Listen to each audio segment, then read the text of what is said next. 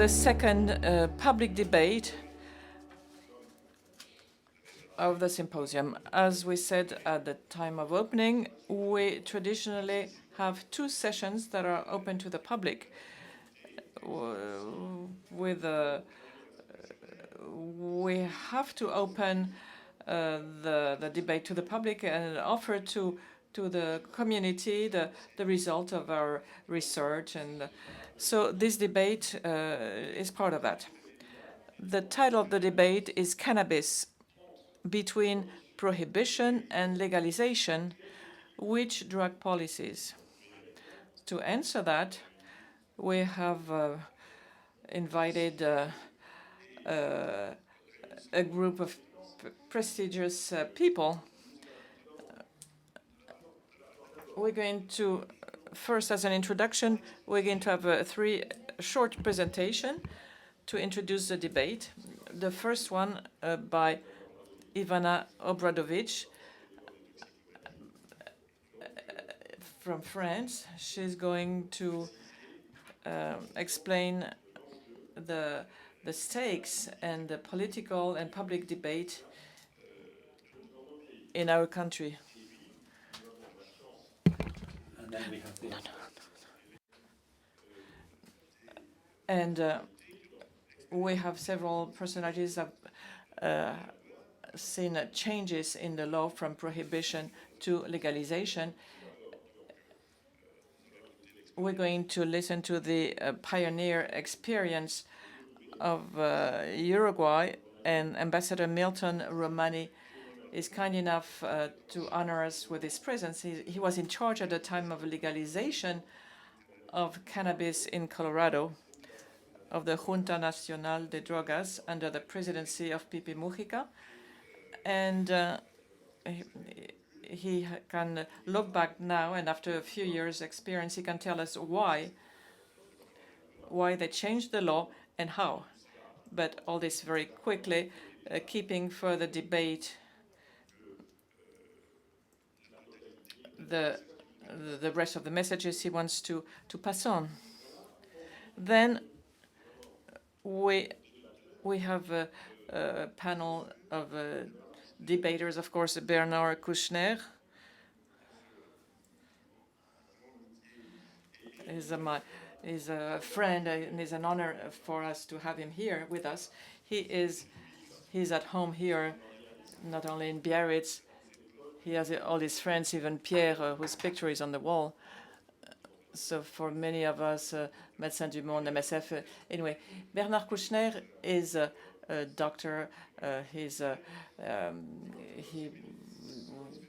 With the experience that we're interested in, is as a politician, as a minister. He was a Minister of Health for 8 years, and in 4 different governments, Rocard, Cresson, Bérégovoy, Jospin. He was a Minister of Health. And under President Mitterrand and President Chirac during the Jospin government. And then he was Minister of Foreign Affairs in Fillon government for 4 years.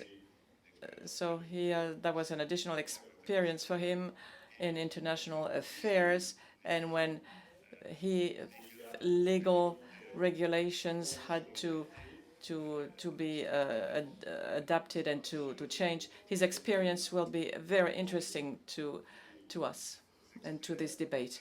Then we have experts, including Professor Bernard Roque, a psychopharmacologist, a member of the Academy of Sciences in France and Europe, and he has a major role in today's meeting. He's the author of the report about the harmfulness of drugs that he wrote with many collaborators on. And that report was requested by the Minister of Health at the time, Bernard KOUCHNER. So was it a political act to order this report and to broadcast it, to circulate it? So at that time, cannabis was classified as in relation.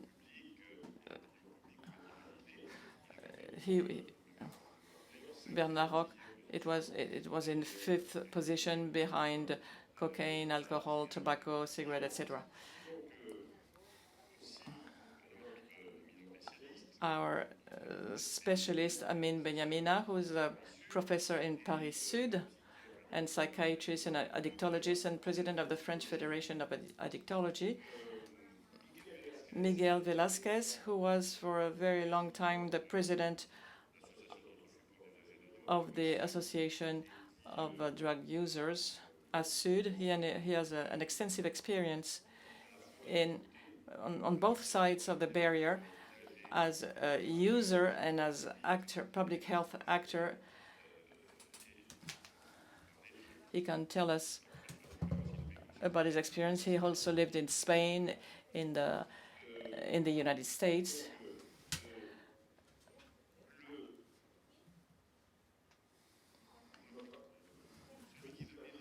And the person who's going to help me to moderate this debate, the journalists, moderators, especially in this area, Andelat and Sophie Lapix, they are busy, and sometimes we have to replace them. So we're going to try to do it with Patrick Ebrard.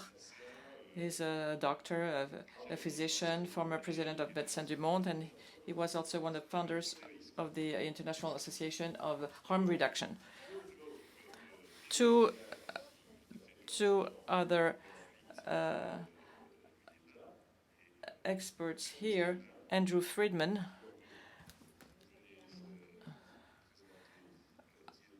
He already spoke here.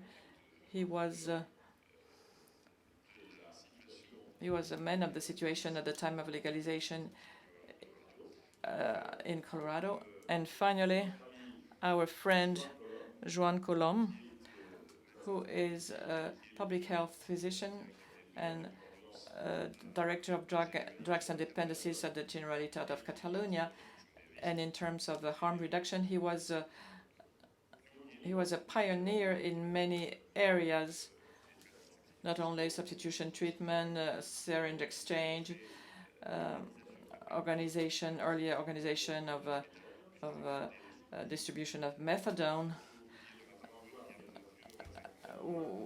25 years ago, there was a picture in the Vanguard newspaper. He was explaining with this picture how methadone was available in pharmacies. He did a lot also for harm reduction programs or naloxone. He will talk about it tomorrow. Okay, we're going to give the floor to Ivana for this introduction to the debate. So we agree that Ivana, Milton Romani, and Andrew FREEDMAN will speak for 15 minutes to open our appetite for the debates.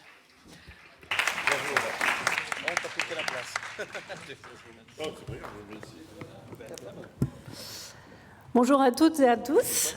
Hello, good evening, everybody. Thank you for the debate. Thank you to the organizers also for the invitation to present this debate, which will be fascinating, I'm sure. Now let's have a look at the presentation, if we may. It was the third one on your list.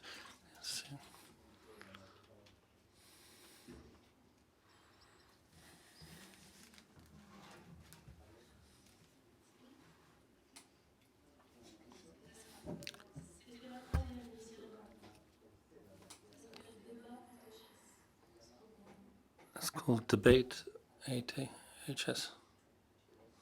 Waiting for the right slide to be screened. That's it. Okay, thank you very much. That is the one.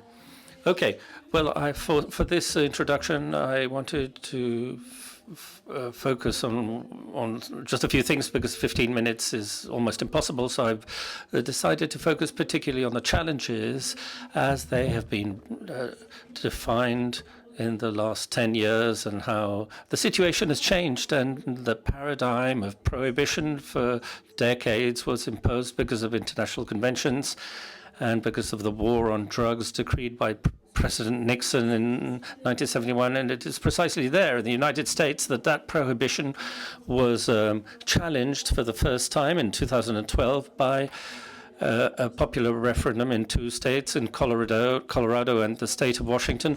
And you can see on the map, you can see the states in dark green are the ones that have legalized the possession of small amounts of cannabis. Out of these 11 states, there are 10 that have an open market of cannabis, and that's all the green ones except for Vermont. What we should stress is that this movement will probably continue because there are 10 other states in America that are envisaging the legalization of cannabis for non-medical use, because there are 33 that have already legalized it for medical use anyway. And so this is the second datum of the debate, this progression of the acknowledgement of the medical use of cannabis, which exists today in 50-odd countries in the world, 30-odd in Europe, which is the second fact that is important. And now, therefore, we have United States and 2 countries, Uruguay, first of all, which was the first in the world, and Canada, which was the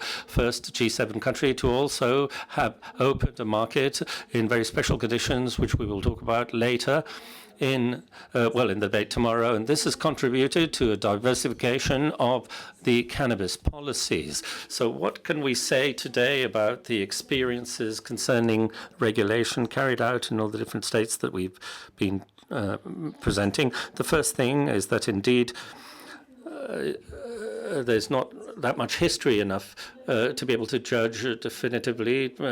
You need at least 10 years, and so we have 5 years of history, which isn't quite sufficient, but we can already observe some things. The first thing is a major difference between all the different states, which is the place of the market and the effects of the cannabis economy, with, on the one hand, a very fast change in the United States, where a true industry of cannabis was built up very quickly, and also with the expansionism of the private market, because this legal cannabis market was entrusted exclusively to private operators in the United States, whereas in Canada, depending on the provinces, but there are some public models or 100% or public-private.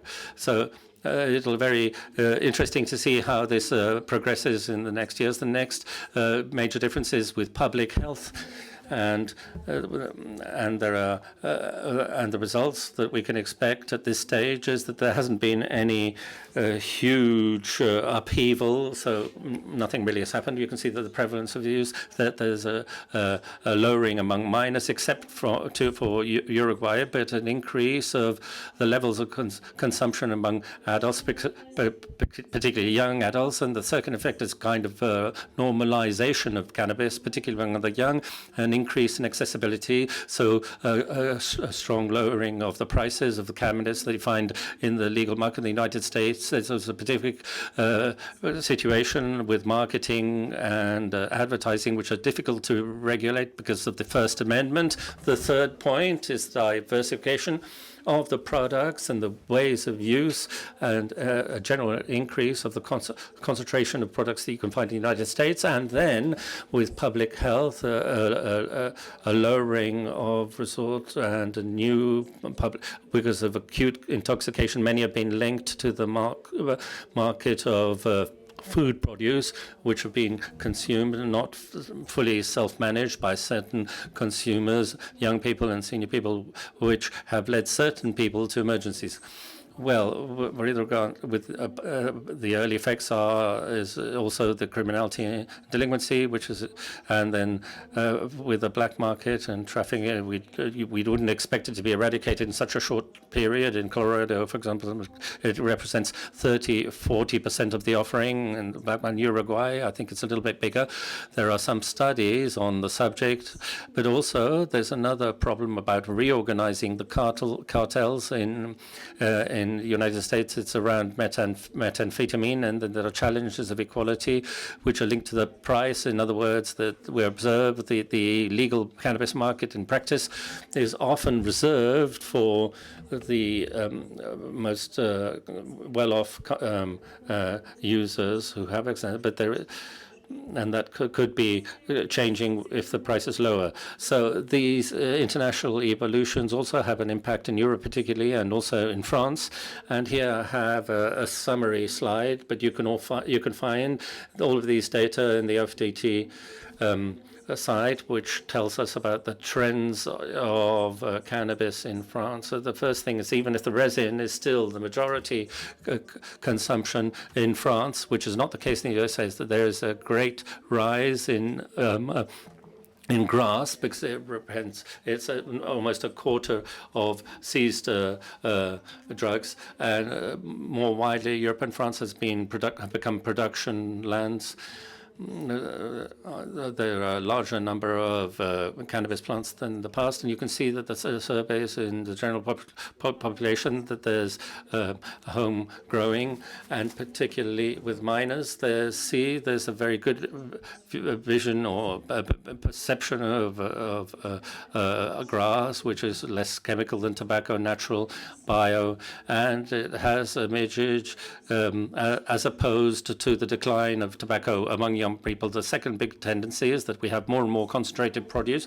For resin, for example, the average rate THC has quadrupled since 2000. We have gone over 25% in 2018. It's very high with grass. There's also a rise which is more contained. And we also have, in the logic of more concentrated products, and there's a variety of resins that have been hybridized and which are also stronger and stronger. The other big trend is the diversification of the cannabis produce and the ways of use, and that is in full resonance with the evolutions in the American market. And so for specific French matters, there's been the business of the CBD with a certain number of boutiques or shops that opened up last year. And also there's been the appearance of synthesis cannabinoids, which are sold on internet a lot, and which are also presented as a form of light, more natural cannabis, more legal. And so there's also this playing around the frontiers of legality and the phenomenon which brings us close to the United States, and that the behavior of consumption, which is, as David said, which privileges vapor, cosmetics, and different types of consumption of cannabis. And there you will be able to find the slide, the different types of use that you can see in the United States, smoked, of course, but also vapor ingested, also with as sweets or as drinks, smoked a little bit like opium with a dab. And then cosmetics, and then there's the renewal of dissemination with SMS and call centers. You can have it delivered just like a pizza, and social networks which multiply the possibilities of access to all of these different products. Now, with regards to demand, well, there is a persistence of this French paradox between a legal status, which is relatively restrictive compared to other European countries, and levels of use which are quite high, and particularly among the youngest people. This is a European survey which was done with 15 to 16-year-olds in about 40 countries in Europe. And it shows that France, which is in red here, is almost at the top of the table for cannabis experimentation. So the dissemination of the product in the population is above the United States. However, for recent use, at least one time in the last month, we go into first place. And there are three hypotheses to explain this now. First of all, the ease of supply, which is quite characteristic. The perceived risk also ATHS 15, 16, and you can see here that in this graph, France is more to the left of this graph. That means that perceived accessibility by 15 and 16-year-olds is quite high compared to the majority of other European countries, and the same for the perceived risk. There, we're at the bottom of the chart, and that means that the share of 15 and 16-year-olds that consider that to consume cannabis from time to time is a risk is less high than in other European countries, and we can question the way that is phrased and whether that's true or not, because there's a question mark about that since the survey came out. And the third hypothesis to explain these high levels of usage in France is the social incitation to consume, encouragement to consume at age 15, 16-year-olds. If we ask them about the number of times they've been proposed cannabis in the last month, and we just separate those who are abstinent, there's at least 1/4 of them who've asked at least 3 times for cannabis in the last month. So we are quite, we stand out on that indicator compared to other European countries. Who are the consumers now in France? Therefore, we have to underline that in the recent period, there has been a reduction in use among the children or minors. You can see that on the right because of the experimentation or regular use that is going down, and that will have to be confirmed in the coming years. And at the same time, we have an aging of the users. So those people who, in the end, have been brought up with regular use now are now adults, 18 or 25 or more years of age, and the biggest rise is over 25 years of age, and that is the rooting of the experience in the adult population. Last slide about opinions and representation, because obviously the fact of having adults, almost half of the people who've already tried cannabis, this has an influence on opinions. You know that the familiarity with the product conditions, obviously, opinions that you might have about the public policies that should be brought forward. So those who are for legalization are usually the users, quite logically. And so you can see the difference between the experimenters and the non-experimenters in orange. And you can see that is the acknowledgement of the therapeutic use of cannabis for medicine, which has a lot of consensus in France. And I'll finish with the representation of risks, but this is a very important element from the OFDT survey, and that the representation of associated risks to cannabis fluctuates much more over 10 or even 15 years than it is for heroin or cocaine. In other words, people don't know really what to think about cannabis, perhaps that know how, and the public debate doesn't give clear elements or stabilizing data or consensus opinion about what is happening for the general public. And so to conclude, I have 3 ideas. First of all, there's a persistent confusion about the terms of the debate. France is the caricature of that. The second point is the rooting of cannabis in consumers and the aging of users. This is a new phenomenon that we've been able to observe in the last survey in the public health barometer in France. And the question also that arises is the future evolutions of the levels of cannabis consumption when tobacco is being reduced. And internationally, there's a diversification of the policies which will be illustrated by the following speakers who will talk about responsible regulation of cannabis. What does that mean? How can research back all that up? This will be one of the subjects of the debate that will follow my presentation. Thank you.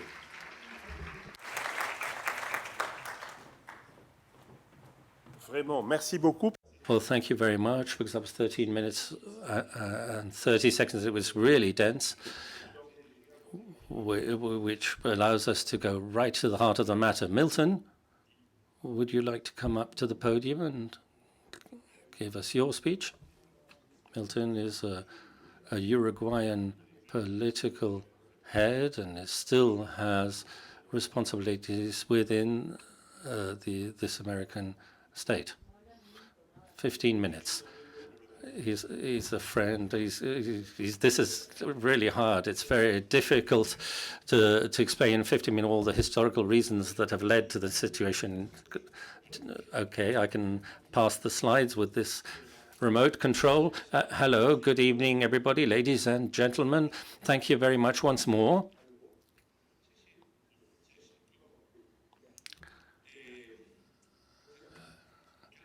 Thank you very much once more to Jean-Pierre Arcaitz, who welcomed us so well. My respect to the presidents of this, the chairs of this symposium, and particularly our friend Baptiste Roch,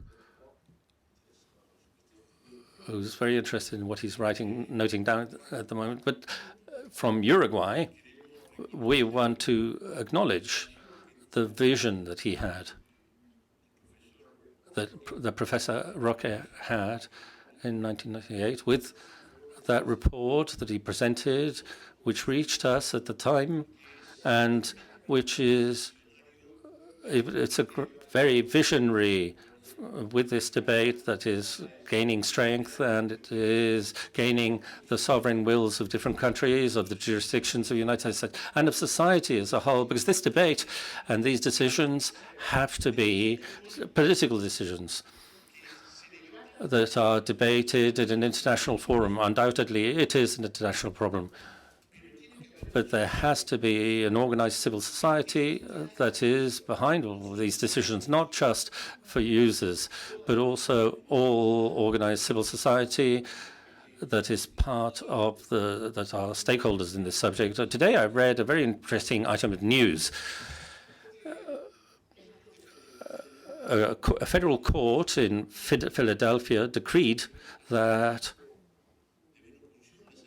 the injection or safe rooms are not against federal rule. That is revolutionary in the United States of America. I remember a U.S.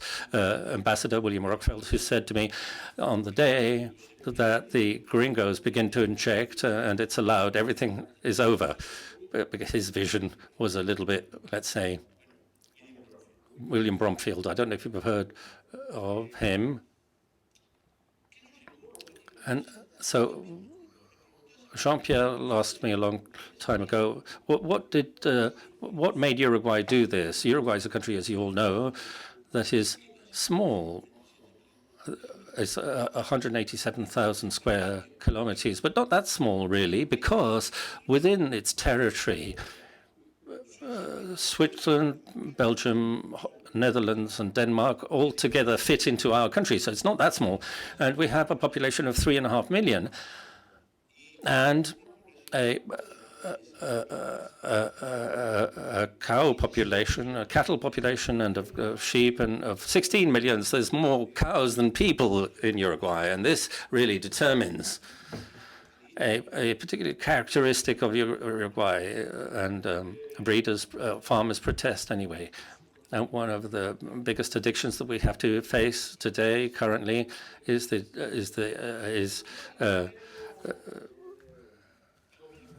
to always want more. And in 2005, when I had the responsibility of being the head of the interministerial office for drugs, so there was a social emergency because of the neoliberal policies that had flexibilized the market, the financial market, and Uruguay had become a fiscal paradise, and Uruguay had new pattern of smoked foam products, and that's a direct result of the prohibition. In 1974, Uruguay had the possession for personal use, legal personal use possession. It wasn't with that law. It comes from an old Uruguayan tradition. I'm laughing because the Swiss, they call the Swiss the Uruguay of Europe. of a former liberal tradition, which is Article 10 of the Constitution. I think this is a principle of human rights with that is very strong, that private actions of men and women that do not harm third parties are not incumbent to the magistrates. This is a principle which I think is fundamental in international law. And Uruguay, in 2008, went to debate in the Convention of Drugs, and I had the honor of presiding that delegate in order to talk about something which is a duty international, which is the equation of instruments of human rights with the international policies of drugs. And now the language of the world problem of drugs is beginning to include the optic of human rights. But it's taken a long time. It's very, very hard since 1998, when Professor Rock issued his report. They celebrated also in New York the second assembly, extraordinary Assembly of the United Nations for the world problem of drugs. Of the 29 sessions, in special sessions of the General Assembly of the United Nations, there are 3 that were dedicated to the world problem of drugs. So that shows how difficult it is.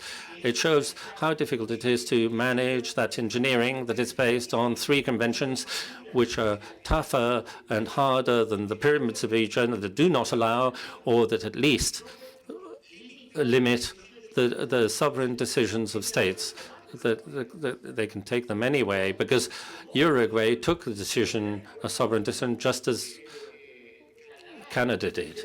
And Mr. Trump, who's a bit very crazy for many things, is not going to play around with the decisions of the jurisdictions and states, because that has a very special value in the United States.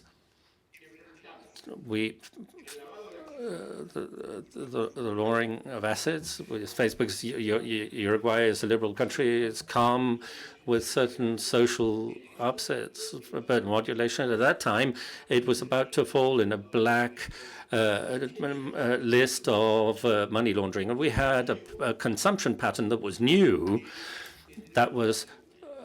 which was with cocaine paste, and then from then we began to build drugs policies until we got to the conclusion with emergency situations that we had to extend the concept of decriminalization, go into focusing on human rights, public health, and reducing harm. And so for the first 5 years, we built drugs policies in order to get out of the emergency, to escape from that emergency. And we decided to take a step with something that for us is scientifically obvious, and that is the business that manages drugs trafficking, that causes so much harm to people, that accumulates money for subsequently coming into the legal circuit by money laundering. The best thing was to have it under the control of the state, under the control of the public policies. And that is a truth that prohibitionism is an ideology. It's a concept that arose in the Shanghai Convention in 1999 because China had been humiliated by the European powers in the commercialization of opium. And it also arose because of pressure and influx of whoever was the North American ambassador in Philippines, Bishop Charles Brent, who was the same person who promoted in the 1920s the prohibition of alcohol in the United States of America, which is not needed. There's a lot. You don't need much scientific evidence to demonstrate that the only thing that the prohibition of alcohol was good for was to create huge mafias which made huge profits with it and feed Hollywood, that have been able to develop all the stories of Al Capone and his buddies and the Untouchables. And by the way, it has been said for Uruguay, as for many other countries, alcohol and tobacco and drugs, and whether they're legal or illegal, are the number one, what is most difficult to regulate. The United States right at the moment has the opiate crisis, which cost them 68,000 deaths because of overdose. Show me one single death from cannabis because of overdose. It doesn't exist. Well, now I am just going to briefly. The IRCCA is the Institute for Cannabis Control, which was created by a law in 2013. It was passed in Parliament in 2013, but the provision of cannabis through the three means that we decided in the law began, first of all, in pharmacies, in social clubs, which can have between 15 and 45 members, and home growing. And this has been working. The three ways of access, non-medical cannabis has been working for 3 years, because there's also a chapter for medical cannabis, and there's also a different chapter in the law for growing of the weed. And these have been two large virtues. And today, if it has been discovered, the properties of cannabis have been discovered, and that is thanks to the fact that the veil of prohibition has fallen, and and the big capital that is moving around cannabis. I don't know how much time I've got left now.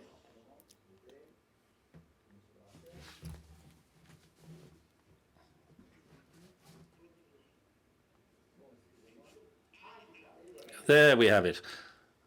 Okay. I think that it is very important, beyond the fact that you, beyond anything, what you may think, that this data is very important. There's 5 licenses of cultures, and licenses. The Uruguayan state gives a license by a public call for tender, but with a private action. 5 for the industrialization of cannabis, and 16 research projects. Well, I want to stop here because in a pharmacy, when it comes to be able to withdraw the 10 grams by law, and up to 40 per month, you have to register in the IRCCA to be able to get that in the chemists. You have to do it by the post office. You have to show that you're a resident, that you're over age 18, and that information is encrypted. That was very debated from the point of view of rights and guarantees. So when you go to a pharmacy that hands it out, the only thing that you give is your fingerprint in order to take with you the 2 varieties of marijuana that we are producing, a hybrid with Indian predominance and a hybrid with sativa predominance. And in these 2 years, and this goes in crescendo, 37,575 Uruguayan citizens have been registered residents. Uruguay is a country of a population of 3.5 million. It's not even 3.5 million, the entire population of Uruguay.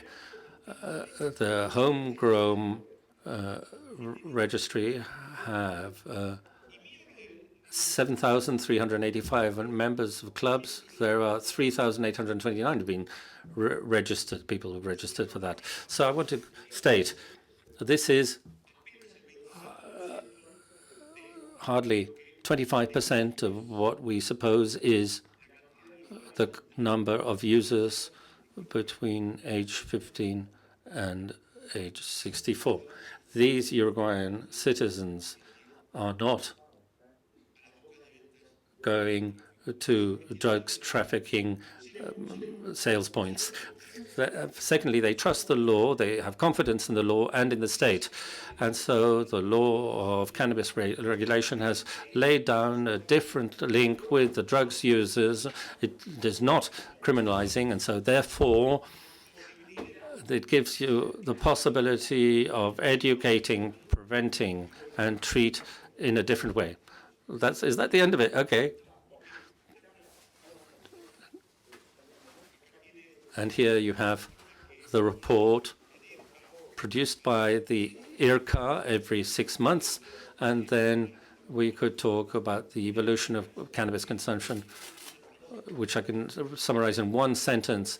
The legal framework does not generate consumption dynamics.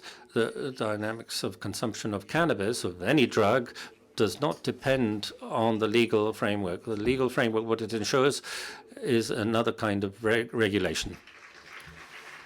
Thank you. Stupendo, Milton. Marvelous, Milton. Andrew Friedman now. After that, we can have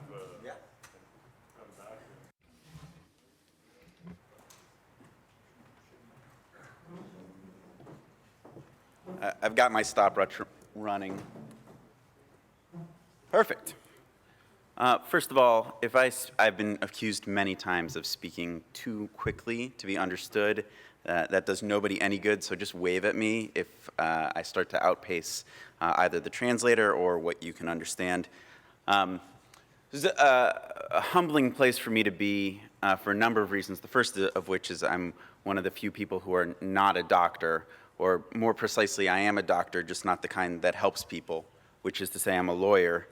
But I have been in this unique position where I was the cannabis czar for Colorado, which means that I oversaw the implementation of adult use marijuana and medical marijuana in Colorado, and now I run a firm where we are helping currently 17 different governments implement cannabis legalization, including Canada and California and Florida, Massachusetts, and so we are a small group of people who actually don't take cannabis money directly from the industry in any way, but have had a unique insight into how things are going. And so I'm often asked kind of how are we of use if we are not public health doctors? And the answer is that I'm a political realist. And so my only goal here is to be able to say to you how this has happened, both in Colorado and the United States, and what is going to happen in Colorado and the United States, kind of regardless of the debate that goes on today, in order to frame a debate for us about where I think, my interpretation, where I think the debate can still be influenced going forward.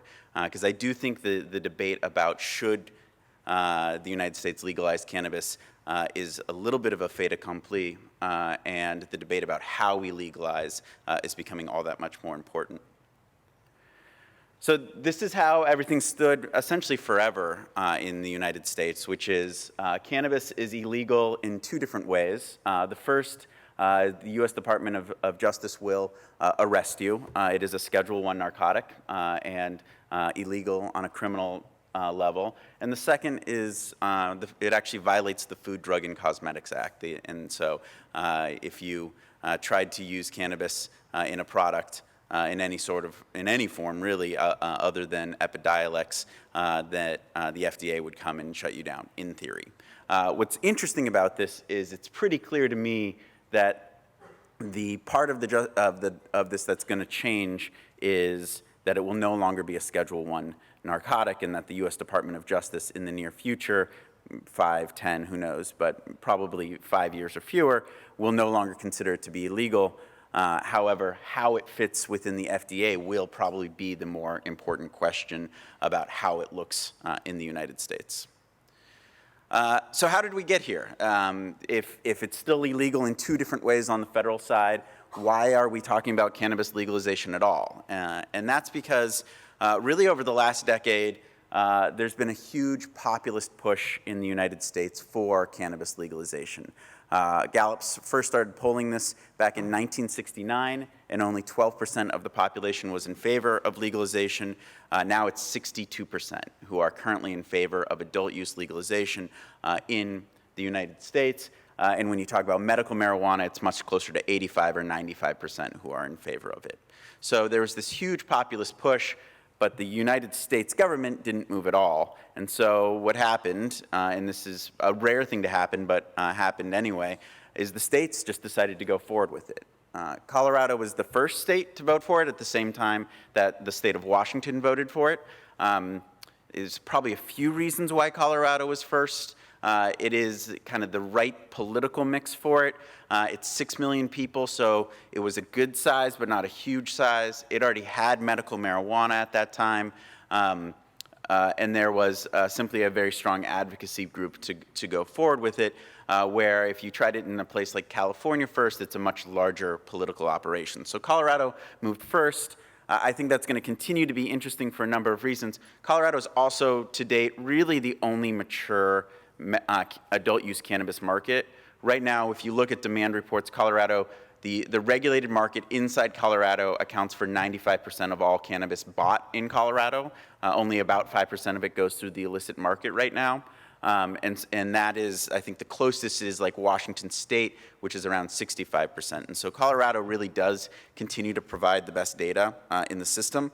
And so the pitch for coming tomorrow at 11:15 a.m. is we will really dive into those numbers that we're seeing out of Colorado and what lessons learned we can get from there. But as you can see, medical marijuana and adult use marijuana really have spread throughout the United States, state by state. At the same time, the federal government has kind of just committed to inaction.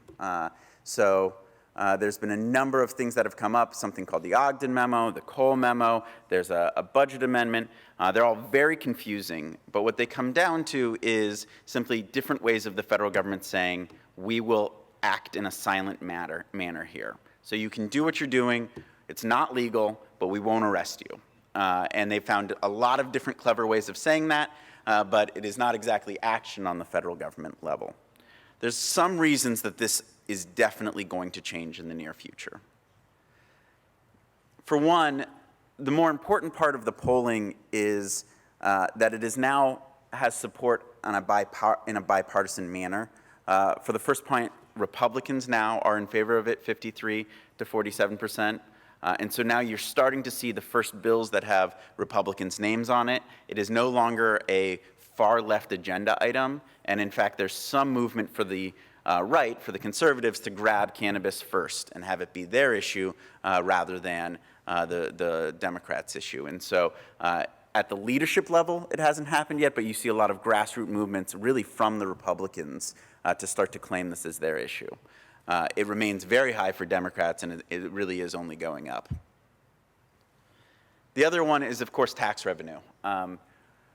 This is Colorado's number alone. In the last full calendar year, we made $266,529,000 from cannabis alone in tax revenue. That does get some gasps. I will remind everybody that Colorado's full budget was $34 billion, so it still makes up just around 1% of the Colorado budget. But still, 1% is not nothing, and there's some cost savings that are in those sorts of, when you're no longer policing cannabis. There's also some costs on the other side, but it has certainly been seen as a bright spot. What it represents, I think, even more is an economic sector that just wasn't there before. And so $266 million means that it's probably roughly a $1.5 billion annual industry. It probably has a 3 times multiplier on it. So you're talking about $4 billion worth of economic activity going through Colorado. And a lot of people have friends who are in the industry, including politicians. And so it's becoming a much more attractive place for people to be. But also the big people are getting in. So Altria, AB InBev, Novartis have all made billions of dollars investments within the cannabis industry very recently. They're mainly making the investments in in Canada and using a Canadian corporation in order to make bets within the United States. Up until this time, there's really the activism that has existed for cannabis has been really grassroots activism. And what that means in the halls of Congress means a lot less than it does in the United States Congress. That means a lot less than it does in Colorado, where those people can have more direct access to power. But when you start to get people like Altria, Novartis, AB InBev, people who have trailing revenue of around $50 billion a year, they can afford to put in the kind of lobby push that you would think you would see in order to see legalization go through. And so a lot of people are starting to talk, and you really also saw this. The hemp bill finally went through, which legalized hemp in the United States, which has really started this push for CBD products. These guys are all involved in CBD, and so you're starting to see the lobbyists gather that you would think you would see right before a legalization push comes through.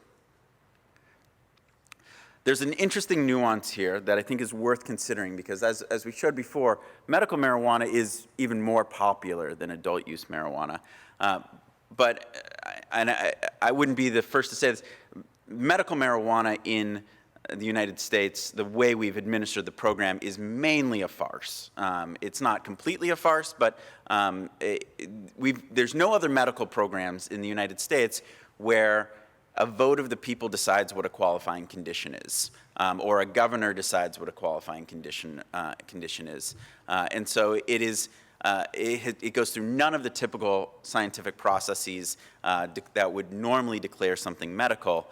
And so the question is, are we going to walk that back and really give over the term medical back to the FDA? And the answer is really unclear.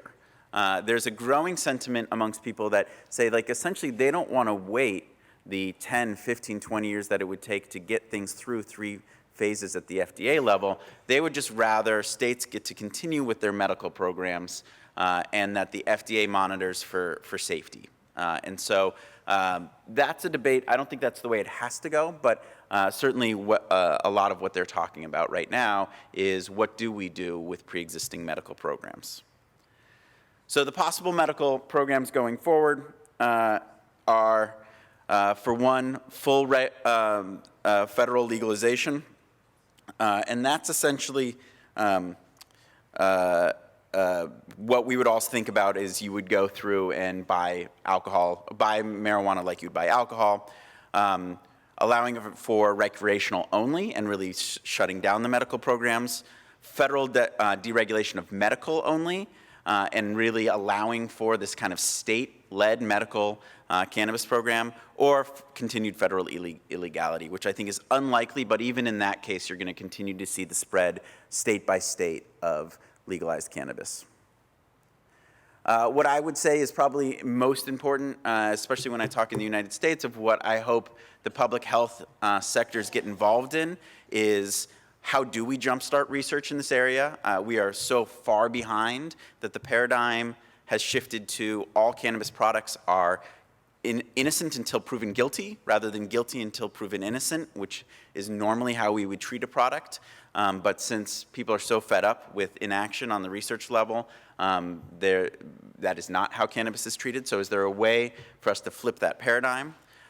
Dealing with price controls early on, some of what we'll talk about tomorrow is that there's a very real risk that when you do have federal legalization, you will see a true price collapse of cannabis, which I think will have a number of deleterious effects. 3, how do we get in on advertising restrictions early? Previous speakers are not wrong. The First Amendment's a problem for that in the United States, but we have managed at least to make some headway with tobacco, and so at least starting off with where we are with tobacco, with cannabis, I think would be a good place to start.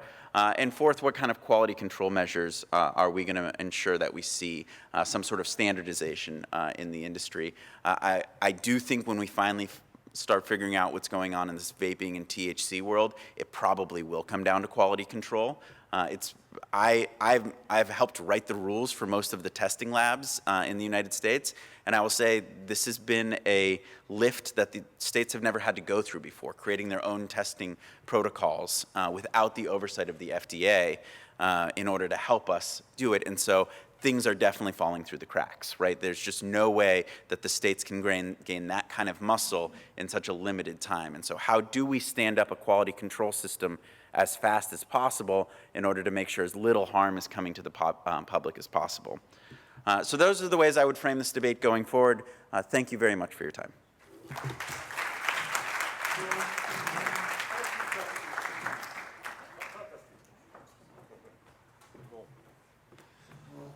Merci de rester dans le temps et puis d'apporter vraiment.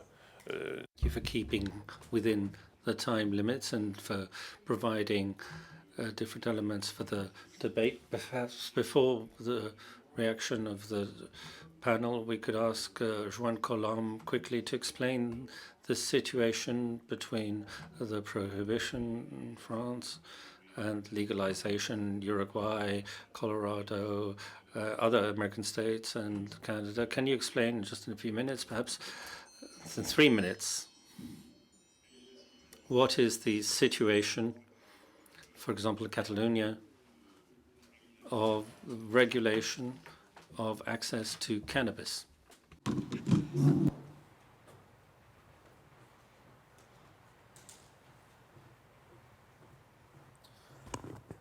Bonsoir.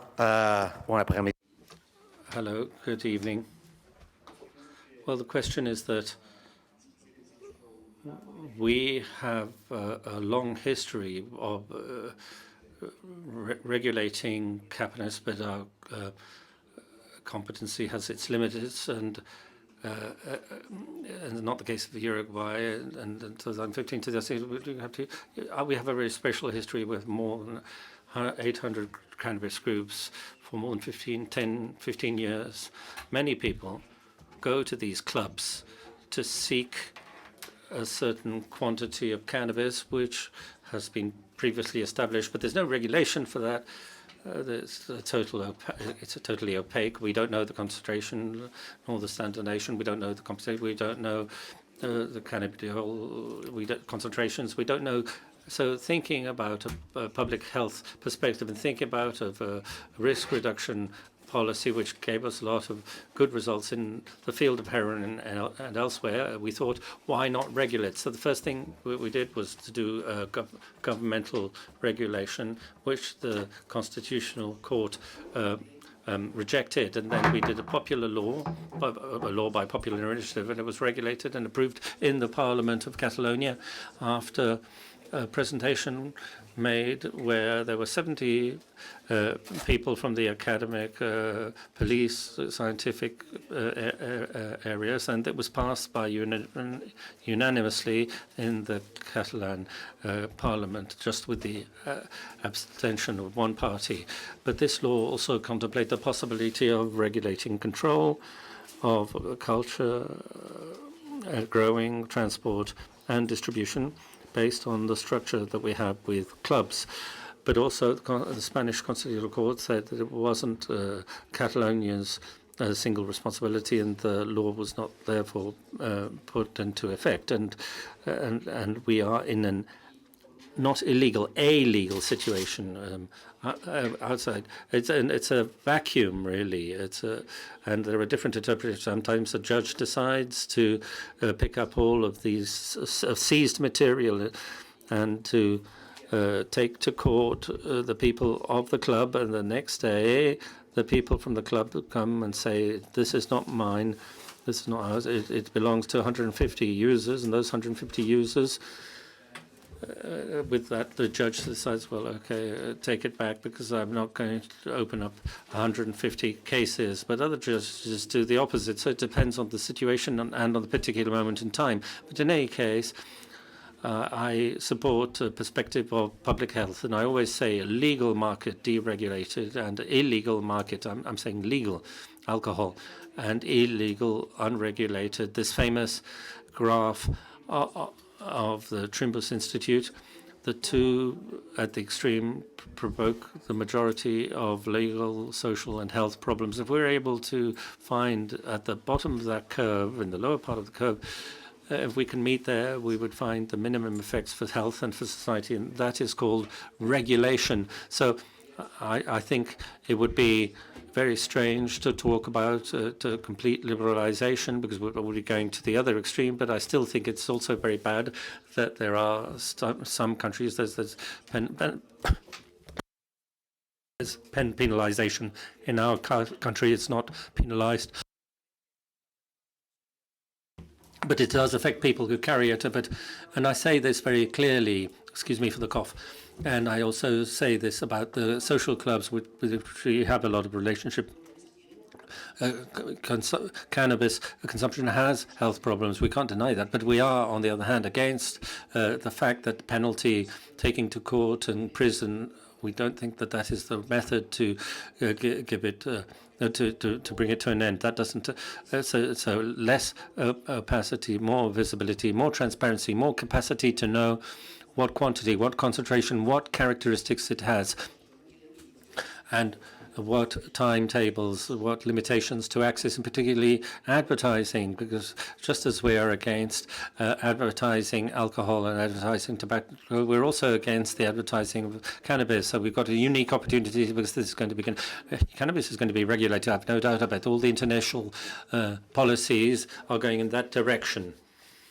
Well, let's give it the means, characteristics and conditions so that we don't fall in the worst public health problem that we have here. And that's not called heroin, it's not cocaine, it's not synthetic drugs, it's called alcohol. And that is a legal drug. And so therefore, let's learn from that story and let's put a little bit of common sense into that. That is our idea, common sense and public health. Thank you. Merci beaucoup, Joan. Au débatté, formidable. Thank you very much, Joan. Now we can open the debate, and I have to be the moderator. So it's like a journalist would say, "Okay, well, Mr. KOUCHNER, what do politicians do in France?" That's what a journalist would ask if I was a journalist moderator. This is what they do, sir.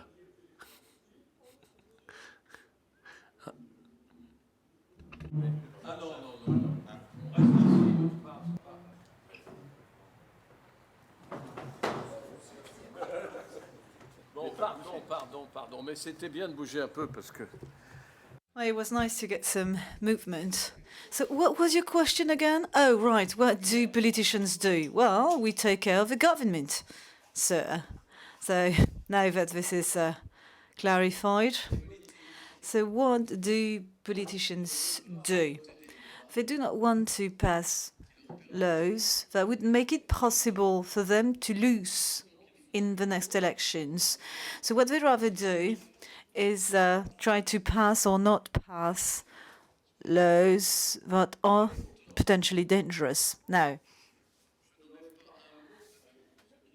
of course, I fully concur with what has been said. This is the situation in France, and even more so.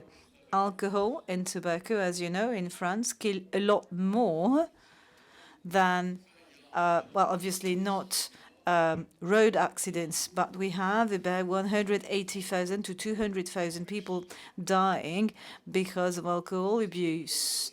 Obviously, there are more road accidents, but it seems that alcohol plus tobacco sort of adds up. And so it sounds very strange that a Minister of Health, it's not me, obviously, but the Minister of Health doesn't seem to be concerned with public health.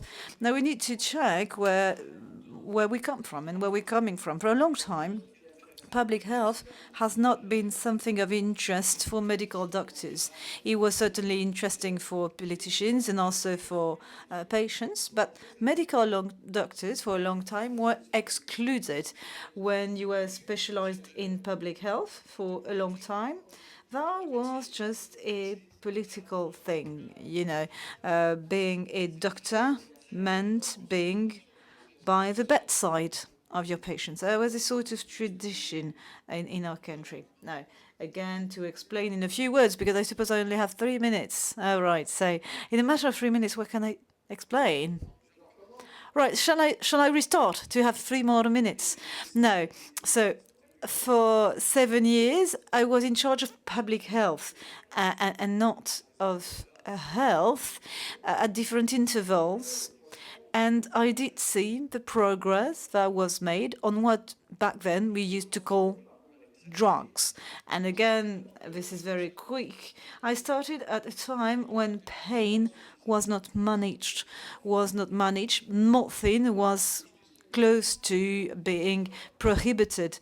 You could only have some in the hospital, and it was really locked in a cabinet, and the head doctor would keep the key, just because pain and pain relief was a matter of the medical doctors.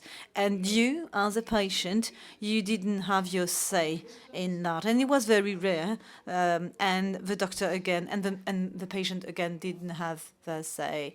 Now, Patrick, at that time, Jean-Pierre, you were just a little boy.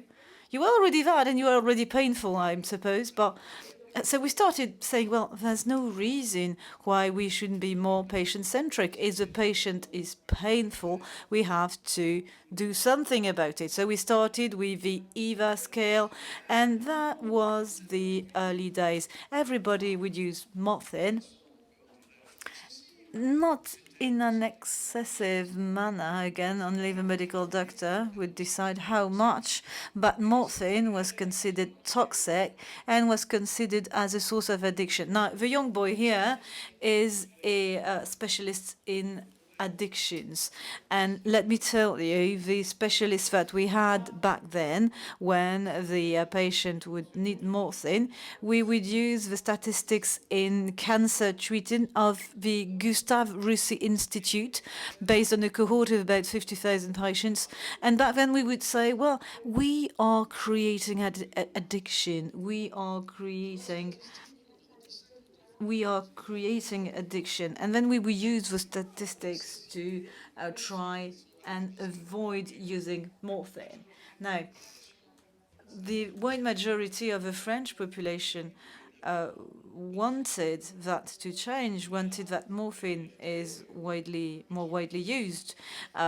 Also, because all other countries were already starting to use it, but we were lagging behind in that respect. So much so that during the period of time during which I was in charge of medical affairs, except from our mission, there was no public debate because there was no political interest in having that public debate, where we all know the reasons why there was a law on public use of alcohol and tobacco use. So this was a long time in the making. So tobacco and alcohol were both manufactured in France, at least back then, not cannabis. There was a form of racism against that type of drug. So we had all drugs. And so, those are our drugs, those are French products. And, advertisement for wine has been at the forefront of the discussions of last. So what we produce is good. What comes from abroad is probably bad. It's exotic. It's disgusting. They want to get us intoxicated, those bastards, excuse my French. Now, there were all sorts of reasons for that. And again, the debate was, the surveys were such that people say, well, 70% of French people would like to have a debate on that. And again, every time there were people that were in favor of depenalization or legalization. When it would affect that family, people would change their mind. And this was pretty surprising because it was not possible to make any headways. There were a number of patients and persons involved.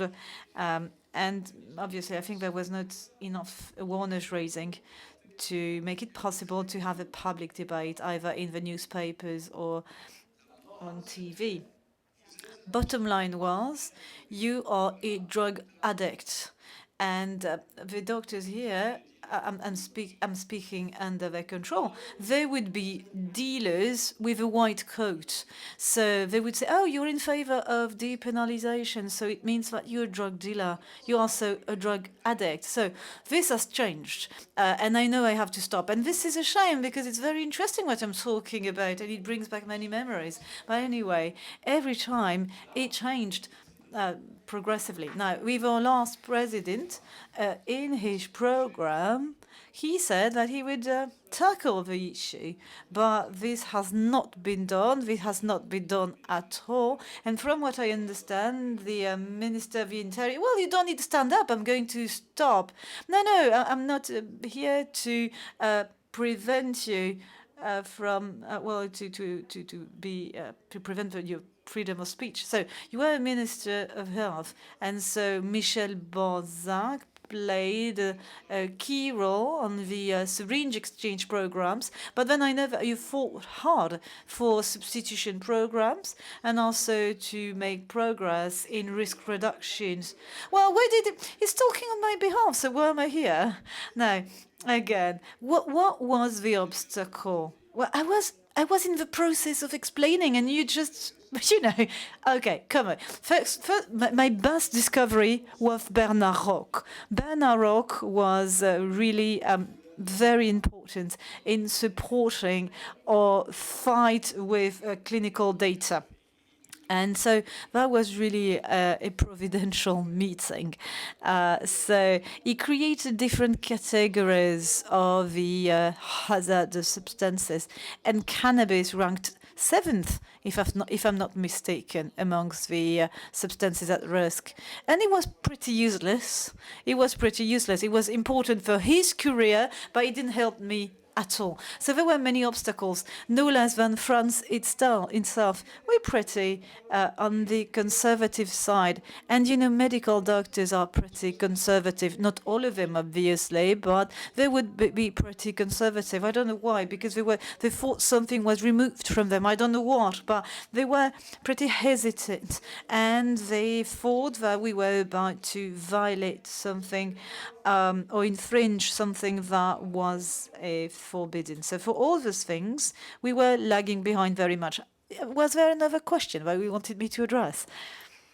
So at the head of state, when it was decided to authorize substitution treatments, I know that you were responsible for a number of announcements. You announced the creation of a methadone center in Bayonne, and then it was 4 more years before it was actually opened. So where were the obstacles, the hurdles for that methadone center, but more generally to make headways on depenalization?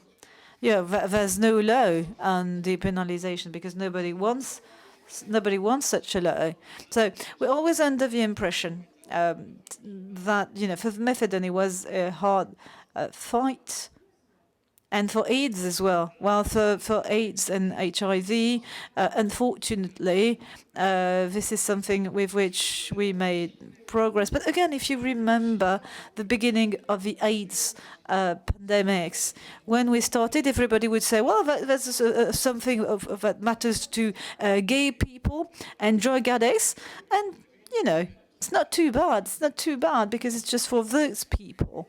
And then, you know, it changed. But there was an institutional hurdle, and also there was a moral dimension. We didn't want to talk about it. There was a sort of taboo, and we thought that it was going to be painful to talk about it. Those people, as they say, were people, you know, again, drug addicts, and you know, I didn't agree with that, obviously, but we had a lot of resistance. And at some point, with Mr. Jospin, we thought that things would change, but it didn't. There were a number of legislations on the end-of-life management, but the 2 taboos were pain management, use of drugs, and so end of life and use of drugs. And look, it changed slightly in a matter of 20 years. We're going in the right direction, but it's very slow and a lot slower than in any other countries. And let me tell you, it's going to continue that way. Okay, you're very helpful. That's all very nice as well. Now, Patrick is going to have the floor. Well, I just wanted to say a couple of words on this period of time, which was pretty interesting. We're discussing the time frame comprised between 1992 and 1998. Two things. First, on therapeutical cannabis, I was sent to get Marinol in the lab. There was no Marinol in the lab. I was about to be available. And today I went to the pharmacy to purchase Marinol. No later than last week, and I was told, no, that's not possible. You need to have a prescription and you need to go to a center, specific treatment center.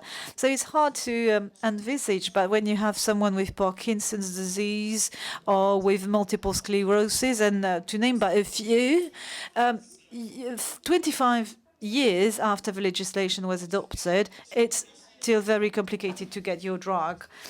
Also, there was a lot of repression.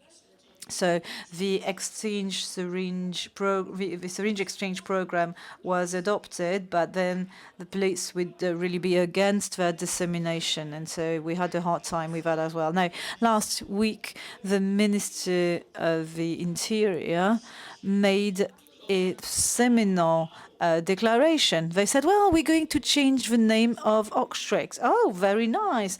That's really going to change our life. You know, it's pretty incredible. Also, and they're going to increase the amount that you're going to pay, the fine you're going to pay in case you're found with drugs in your possession. There's a book entitled The Cost of Inaction about poverty. But we could also write the same book on cannabis. You demonstrated that in the United States, more than $1 billion in taxes, and also children can get those drugs at very high doses.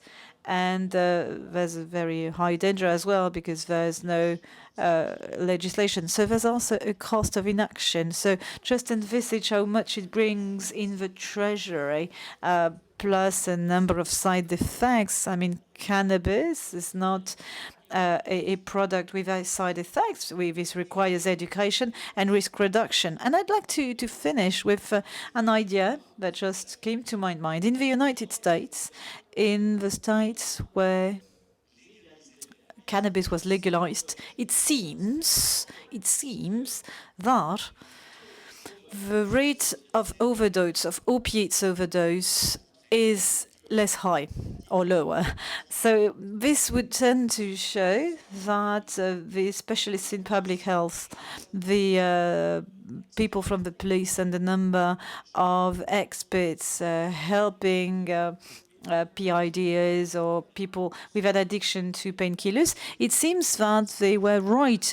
And because we thought in terms of public health, and legalization of cannabis seems to be a good idea. Just a point of detail here that Andrew Freedman could give us in a debate.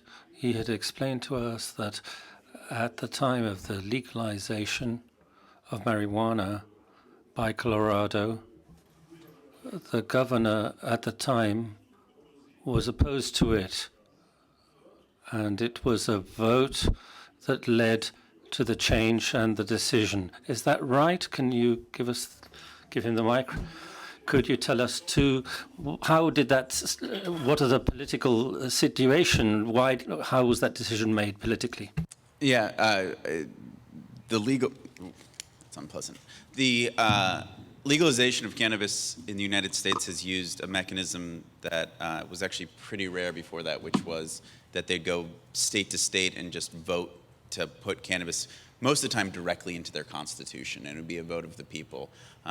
For the first round of that, you had literally no elected officials come out in favor of the amendments. They still passed in Colorado that year. cannabis legalization got more votes than Barack Obama got. So it was very popular, but it remained unpopular for elected officials to come out in favor of it.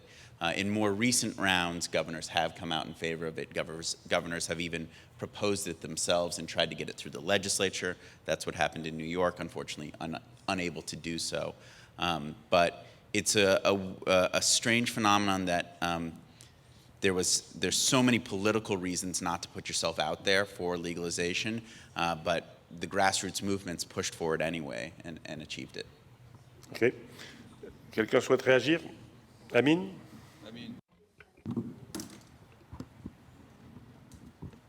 Merci Jean-Pierre. Thank you, Jean-Pierre. Thank you very much.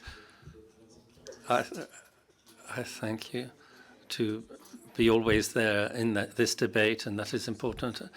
And in ATHS, because Patrick, you came back from the US and you gave us a summary of the Commission, and there are some stakeholders here today also. And unfortunately, you pointed this out, we always seem to stumble on something that is absolutely incoherent or inconsistent.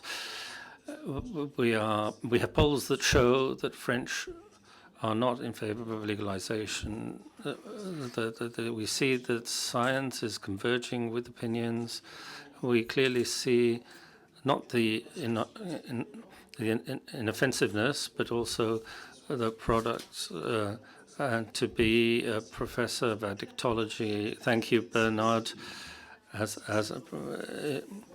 You can see that if you compare, we learned in the end that we mustn't compare the products, but we have to say that some kill, and cannabis, even if it doesn't kill, the people will say that there's harm, that you have to weigh it, and the devil is in the detail. But if we have to compare, like Bernard Roque, and since then there's been the work by David Nert and a certain number of things which show objective elements of comparison, and we still stumble. We are pushing, but we still stumble.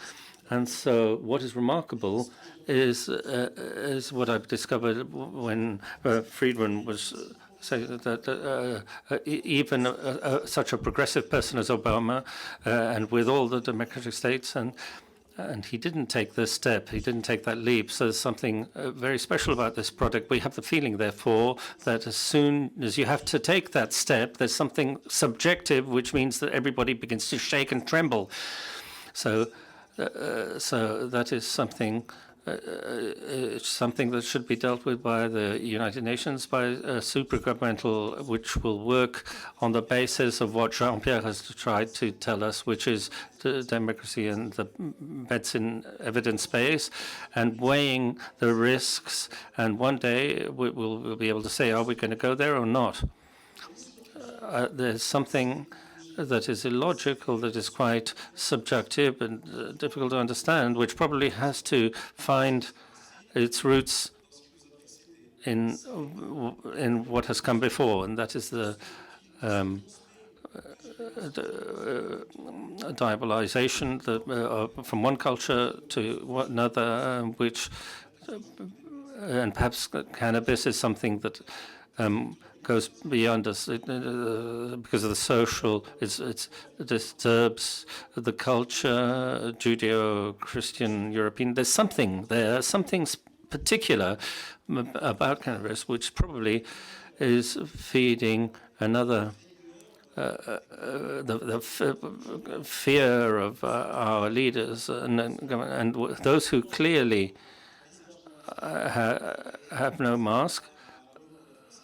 And whenever we go forward here, the Academy of Medicine, I'm not talking about Bernard, obviously, but they come, they make ridicule statements to bring it all down again, and they bring down all the progress that has been made in just one.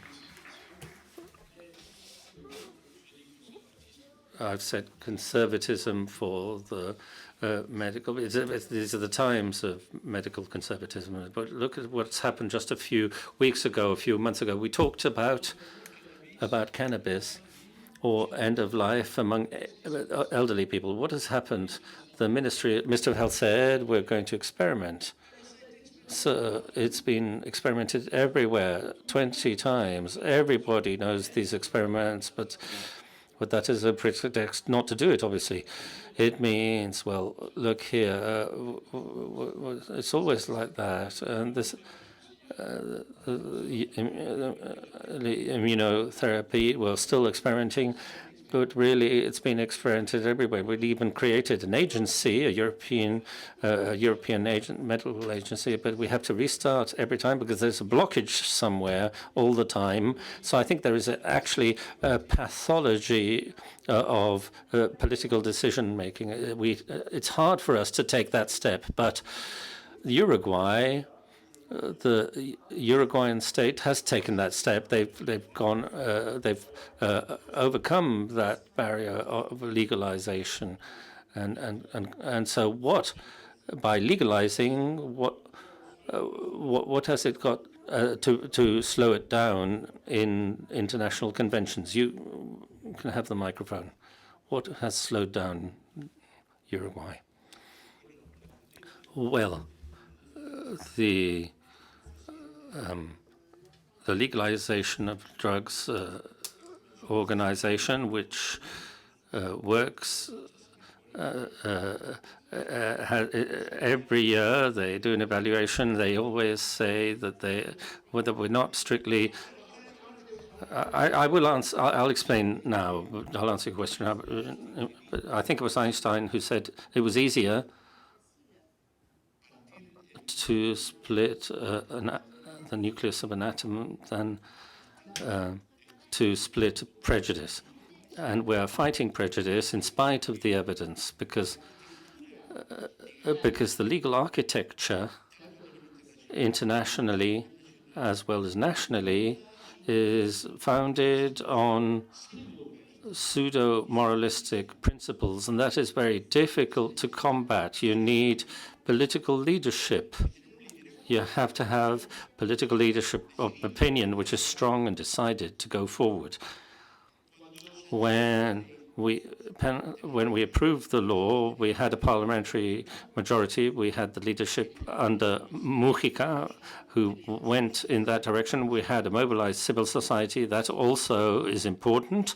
We had the combination, not the mass media, but the journalists, yes, journalists, reporters of the media who are generally cannabis consumers who were in favor of that. So you have to do groundwork with civil society, with the political system. And we also, the first reaction, strong reaction that we had was from the academy, from the medical academy, from the Association of Chemists, from the Psychiatric Association. We had 64% of public opinion against it. Any politician at that moment in time could have said, no, there's no rush to do this. But it did go forward. And before 2013, and I want to point this out, and I'm going to insist on this matter, Uruguay had a diplomatic war in the Drugs Commission. And from the point of view of political argument is fundamental, because we're not going to legalize cannabis because it is something that doesn't harm. We're going to legalize it not because of that, because it is better to control any substance, psychoactive substance, from the point of view of legal regulation than to leave it in the hands of drug traffickers. It's as simple and straightforward as that. And these are substances that are harmful. Well, yes. Well, then, are we going to give it to the mafia to handle it? Then, no. We're going to keep it under the control of the public health system by conserving also the human right to consume. It is a human right, and so therefore we are faced. What the international system indicates to us, and the convention which obliges us in convention, saying that Uruguay respects the international right in consonance with the instruments of human rights. Full stop.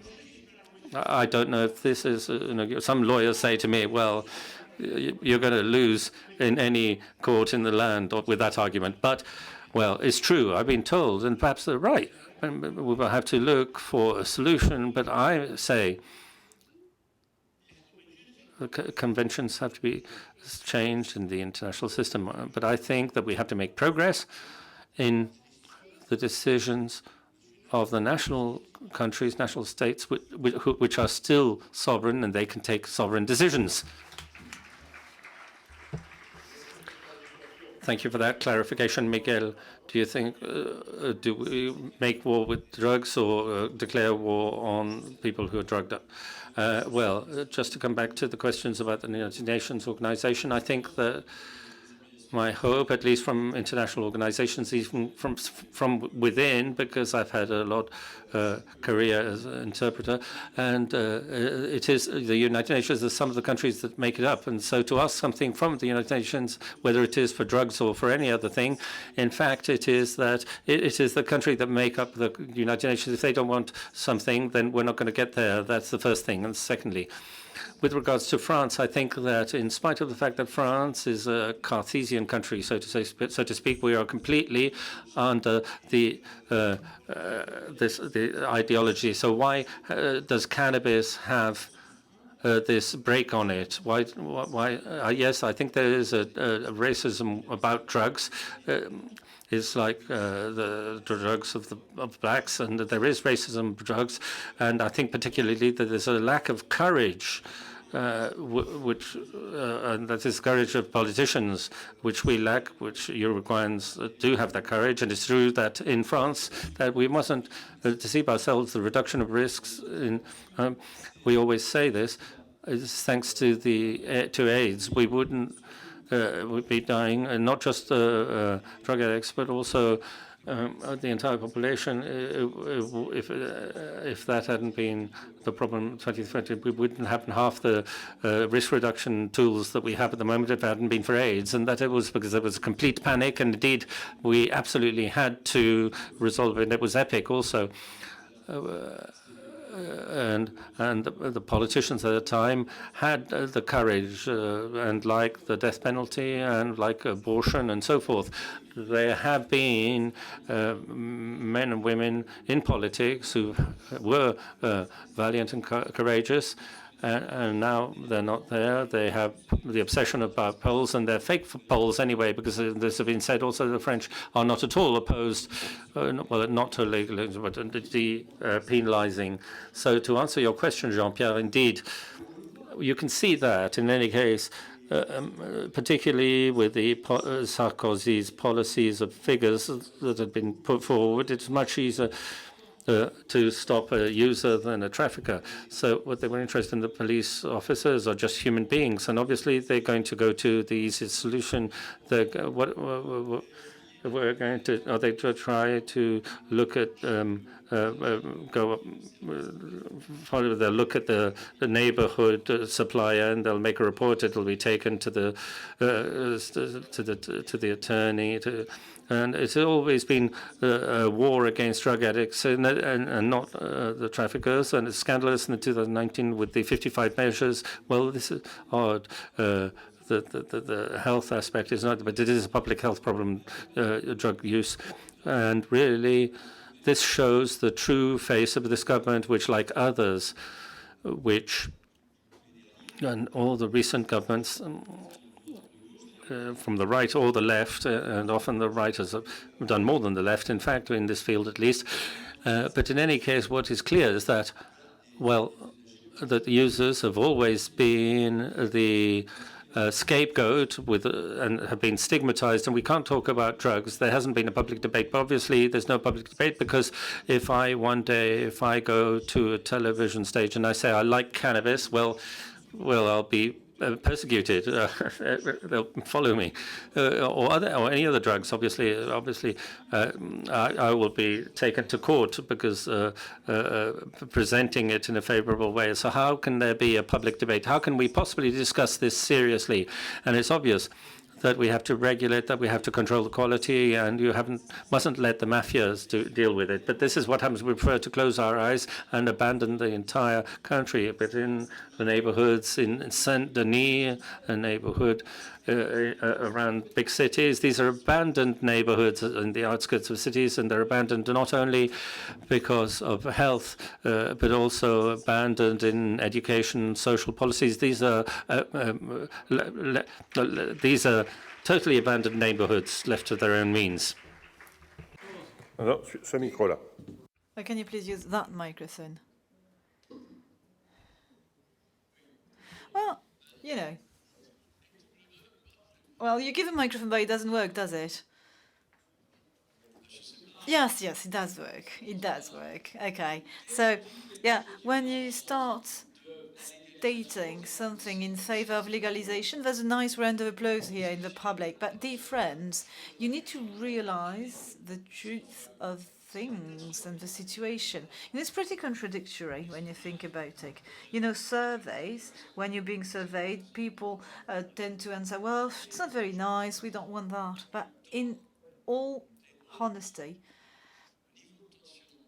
when we try to find, when we envisage the tension in some neighborhoods in this country, and you have a number of police organizations said that depenalization was the way forward. Now, when you say that, you know, they're just handing out fines and then the fines are going to become more expensive, and you said that people were obliged to be treated, you know, being obliged to be treated is different from the right to health. For a long time, I thought, and I still think, that mafias and money that you find in some neighborhoods somehow serve the police. And I know that we agree. I think there are many forces are at play. And I think that there are many police officers and préfets who say, well, don't change that. It's going to be a mess.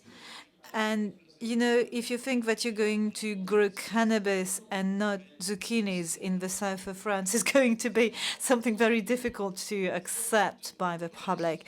And I think that, look at what happens in Marseille. It's pretty extraordinary.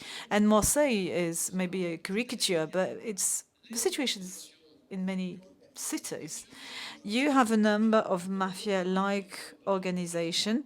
They have everybody in their pocket. They give money to teenagers or young teenagers, and somehow there are many forces at play for a status quo, so that the situation does not change.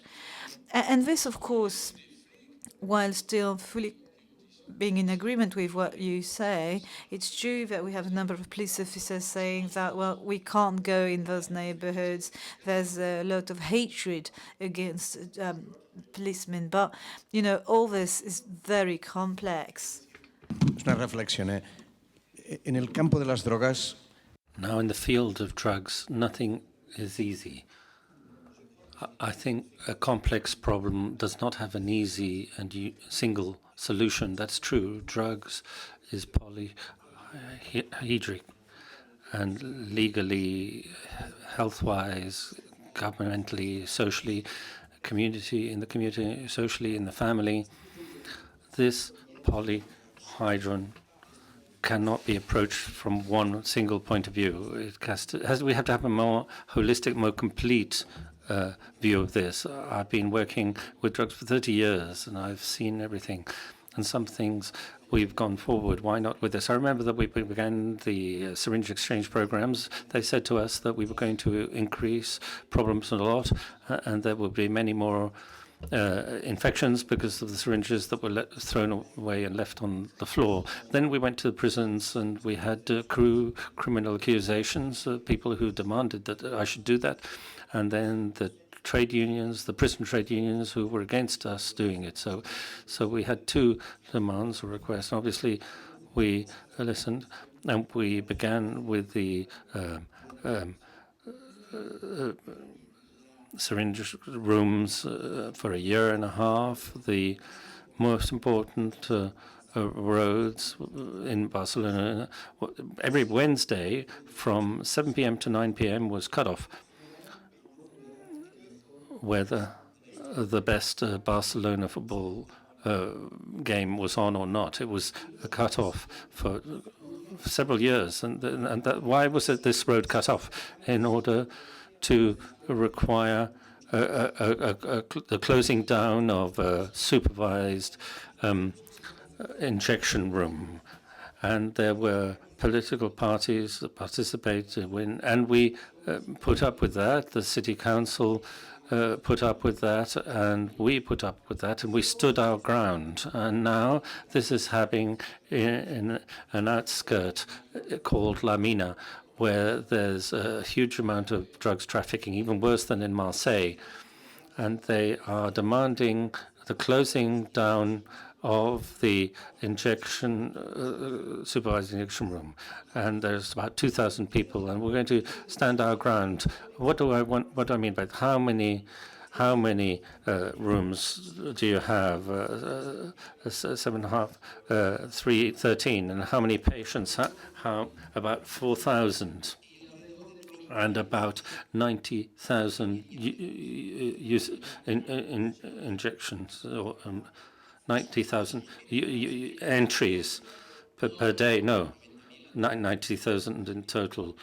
And nevertheless, however, we still think that that one of the most cost-effective policies is reducing harm and risks. And so we think that with cannabis, we have to use the same strategy, and that is what can give us a good result. I'm convinced with that. When I began with this, 90% didn't even want to talk about it. United Nations, not Punifit, what Milton was talking about, sent us a report criticizing Catalonia and the Spanish nation because we had programs for syringe exchange, and then because we had supervised rooms for injections, and now we've taken that a step forward. I think in the future we can work in this direction, but all the stakeholders on that. And the government, when it's supported by all of that structure, will have no other choice but to take that step. And what we were told a few years ago, that for drugs, a uniformization of the entire planet was necessary. That is not true at all. You can make local policies with a global vision. And this is an example of that. Thank you. Merci de cette précision. Oui, Amine. Thank you for telling us that. Amine, do you have a comment to make about now? Merci Jean-Pierre de me redonner. Thank you, Jean-Pierre, for giving me the floor again. To pick up on what Bernard Kouchner said, you said that there's a collusion between the police on the one hand and this side market and idealization and contest and protest. It seems there's an economy which maintains a specific background. Now, the more progress we make and the more with science, the more we see survey change. And I'm under the impression that things are not really moving. Now, on a more personal note, and for people interested in that topic, I think that if one day there's a change in legislation, I think it will unfortunately only come from the industry, from the industrialists. Those will be the ones changing things. There's a lot of profit that is to be found. Those people have a lot of pressure on all governments, irrespective of the country. And this is a type of power the scientists do not have, nor public society. And so the industry is really going to change things, I'm afraid. And so we have debates, and all very nice and well. But as Romani said,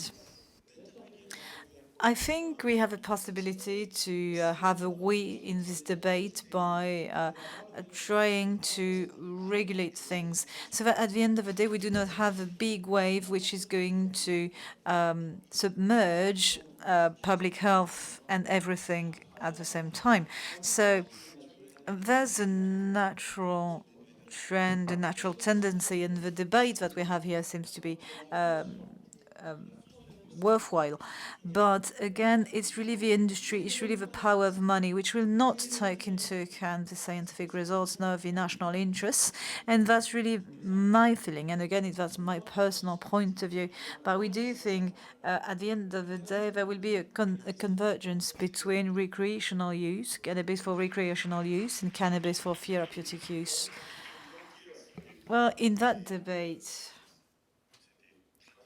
and there was something that we didn't talk about, but it was difficult to have a testimonial of the impact of legislation at the grassroots level. So Mr. Ivanovic mentioned that, the impact on society, different profits that are being made, either legal or illegal, money laundering, how these profits are going to also finance other groups, mafia-like, or even terrorism. Everything seems to be connected. So those are debates that we should also have on those questions. Now, what we wanted to have in those premises, and this is here the temple of science, at least in the last 4 days, we wanted to have a scientific approach and shed a scientific light on something with a lot of prejudice. And something on which people have many preconceptions. So we tackled this debate with a point of view of public health, but as you said, the consultants in money, in the best money placement that you can have, those people, those consultants will tell you that you have to invest your money in cannabis, anything connected to cannabis. This is something that we see in Singapore as well. So you have two areas of speculation: cannabis and wines, Burgundy wine, Bordeaux wine, and cannabis. Those are three avenues in which consultants will advise you to invest your money. Now, I think we were very sensitive in the debate that we've heard so far to the very pragmatic approach of Colorado. They were very pragmatic in Colorado, in Uruguay.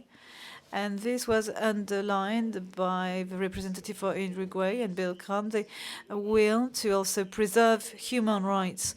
Again, we want to fight against drugs and drug lords, but we should not forget about fundamental human rights. So we have a number of human rights defendants, and I'd like to have her take on that. Well, very simply, I would like to say I'm very surprised in the approach of our politicians. They're afraid of risk, and for them, it's a catastrophe. They do not want to have any accident, because eventually it's going to mean that they're going to lose the next elections and their position is at stake. Now, I really liked the conversation that we had, and I really liked the presentations as well. First thing, I think there is no comparative controlled trial on cannabis as a plant, cannabis sativa. And it's very difficult to conduct such studies, because then we would need to have a control group. And I'm not sure that the FDA will agree with that, because we would need to have the right contents of each product. You know, in toxicology, this is something compulsory. In phase 1, you need to have the proper concentration. You can compare apples and oranges. So that's a real problem. We do not have a clinical study on cannabis for recreational use. That's one issue that I envisage. There's also something else which concurs with what you all said. We really have to have some level of control. That's pretty clear. So what you all said, we all want cannabis for recreational use, but of course we need to know what's inside those products. And I think we need to have more toxicology studies. We need to have experts appointed that do their job properly with a high level of integrity, if such a thing exists, and that we know what type of cannabis is being sold. I really liked the way you presented the problem. Without control, we'll never take the step, because you'll always have people saying, well, you know, it's risky. And you know, in France, people are pretty risk adverse. When it has to go with risk taking, you know, French people are not really in favor of that. Well, maybe before we conclude, this was not in the program, but maybe we can listen to the public. If you have a question, if there is a comment that you'd like to make, well, again, provided that you don't speak for too long of a time.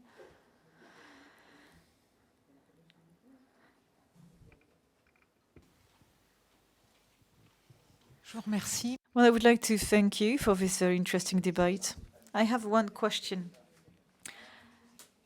At 0.000 something, so very simple, straightforward question.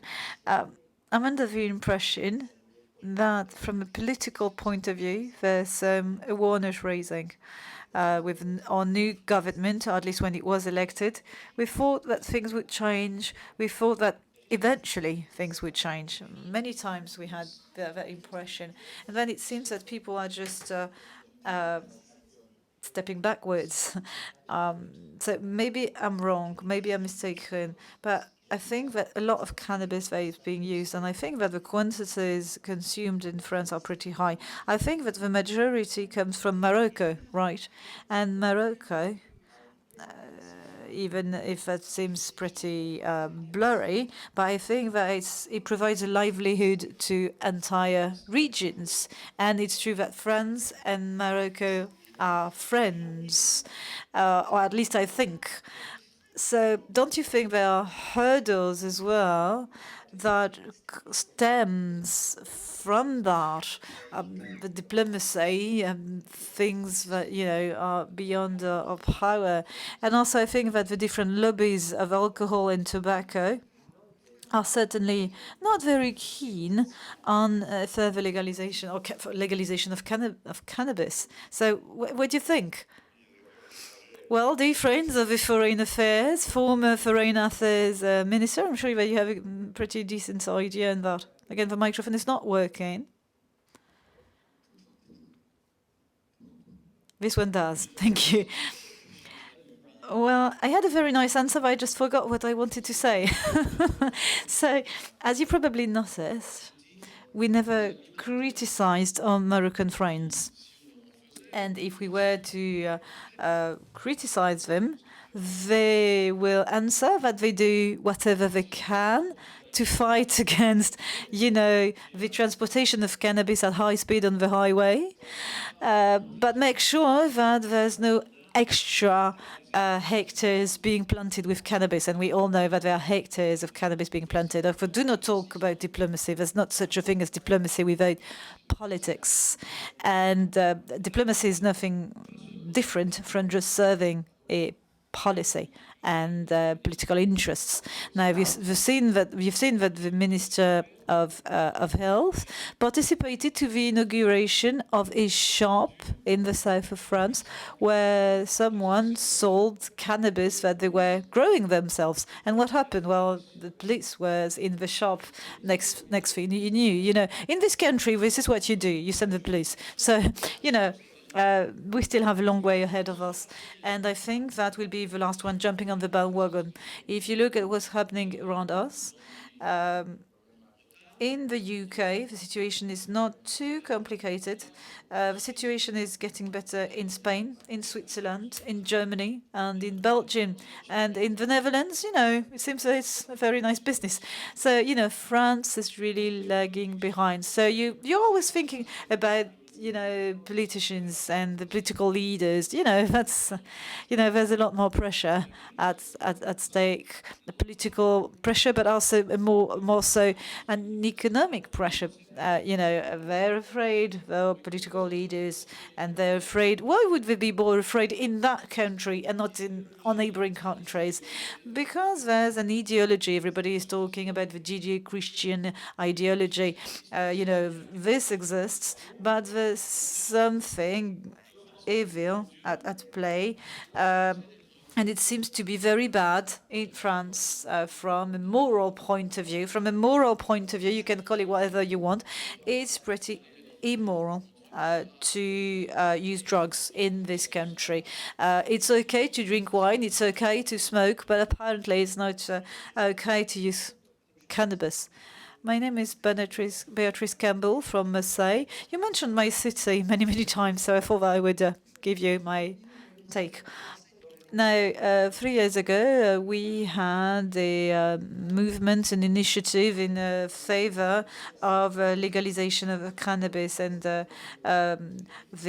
Minister of Home Affairs will be in our city very soon, and we would like to talk with him about that. Again, I think there are political reasons. There are also reasons pertaining to human rights, etc., etc. Now, about our connections with Morocco, I'm not so sure. I know that there are a number of growers in France, in this very country, who are eagerly waiting for cannabis to be legalized, because our production of cannabis grown in this country would have positive impact for farmers. So, I'm not so young anymore, and I listen to your conversations, which sound pretty pessimistic, but I think that things are going to change. We're about to reach a pivotal point, and what they say in the United States, I think this is something that will happen also. There's a natural movement of history, and so there are a number of debates, a number of official white papers being published, and OP pieces in newspapers, and this really exists. And I think it's same thing that we did with risk reductions. We do that step by step. We're making progress, and I'm sure that we will win that fight. So I think it's good that you were all here and you all gave us your testimonial on what we did. And of course, you are very legitimate and you have all the rights in the world to say what you say, but we need to remain hopeful as well. Well, and I think this is also the reason why we're here, and it's also why we will continue to have such a debate in the future. Well, I just have a question about the medical use of cannabis. As a medicine is something that should be properly regulated. And in cannabis, we have more than 120 active compounds. Some of them have antagonist properties, so are pro-psychotic, other are antipsychotic. CBD is going to reduce psychosis, when THC is going to increase it, and concentrations are going to vary very much from product to the next. So it's very difficult when you have a drug, an active substance with more than 120 compounds with opposing properties. It's complicated. I think what we need is really become aware that there are extremely useful compounds in that plant, and so we will use that compound in a controlled fashion to treat some conditions. Yeah, and you should have a therapeutical list of conditions as well. Milton? Microphone for Milton, please. And I hope that this will be organic and without pesticide, organic grown and without pesticide, this cannabis, because, there's a bad trend as well.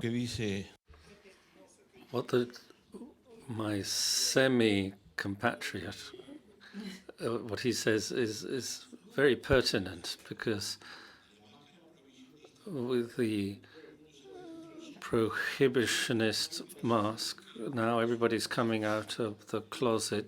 People think that it resolves everything. We are approving a law which regulates medicinal and therapeutic cannabis, and we have to acknowledge that there cannot be a uniform medicine for everything, we have to recognize that it is a vegetal variety that has phytotherapeutic functions, and we have to acknowledge even the recipe, the all-time history, that there could be a compound that could be adapted to the pathology in the person who's going to receive it.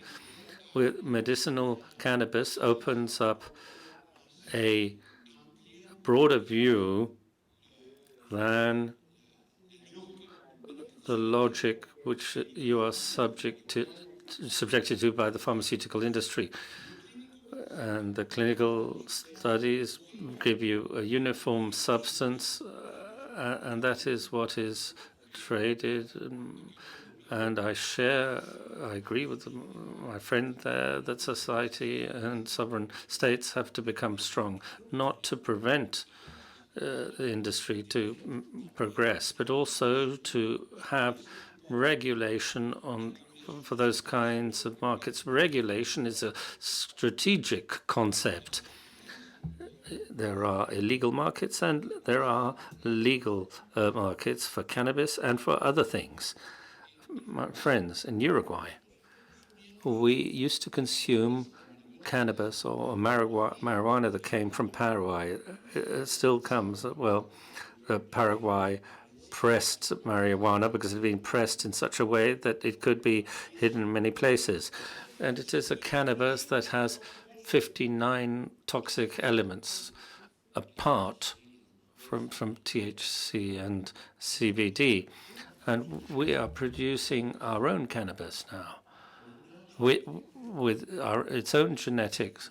The Uruguayan cannabis is traceable, has traceability, and it's in all production for medicinal or for leisure use. It is always subjected to quality control, which allows the user, the consumer, to be comfortable with the security of it. They're consuming a substance that may cause harm, but it has all the health requirements so that it doesn't add harm.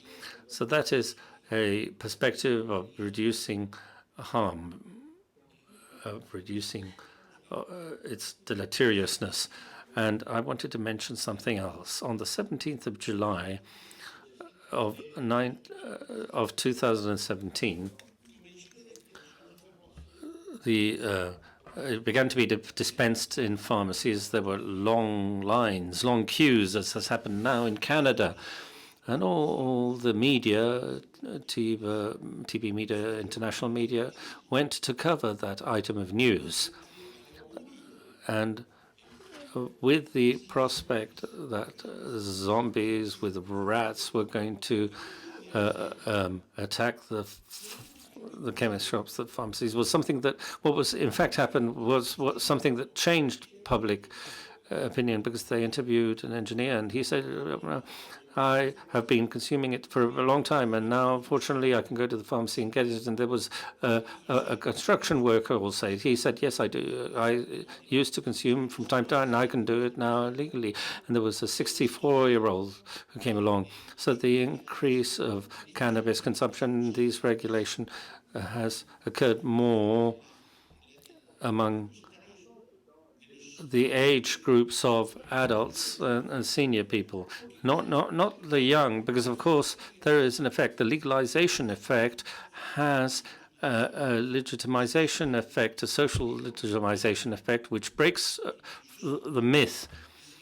And I still say this: it allows you to influence the health aspects much more than when it is prohibited.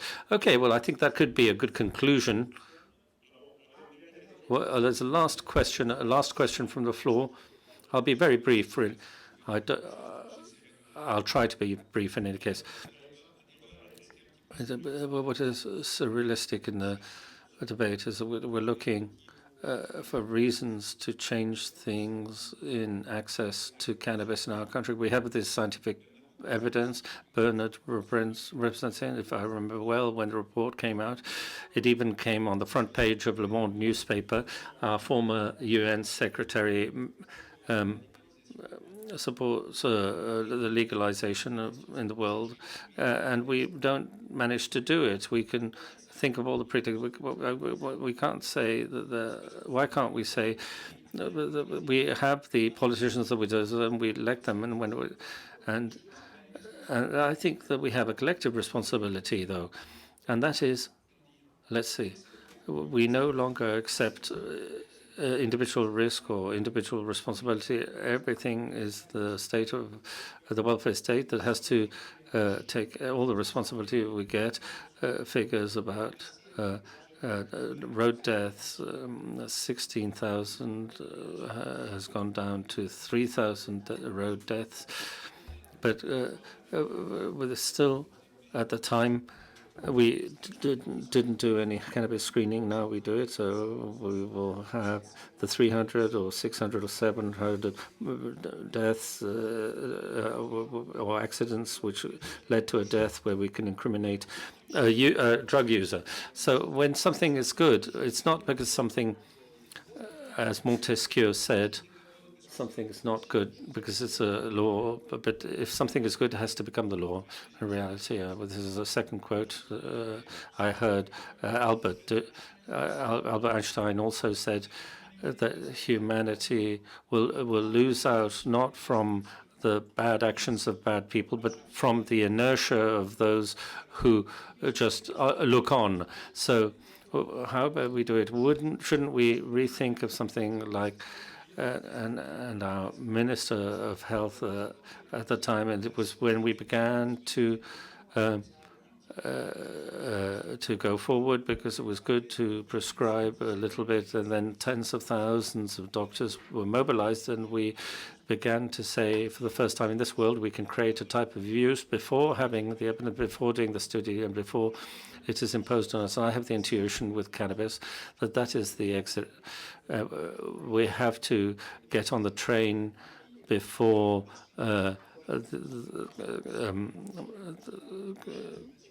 private companies do, and then we'll have a legitimacy, because then we will have promoted health, the care of the patients and public health. I don't think it is a public fight, really. It's a society debate. And here, the doctors, we are convinced, but I think that if we weren't convinced, we wouldn't be here today in this Congress. But I think, nevertheless, that the defense of our patients, defending our patients, could be a driving force. But we have to get out of this vicious circle, and we have to push society a little bit to get rid of the stumbling points that are in our way. Thank you.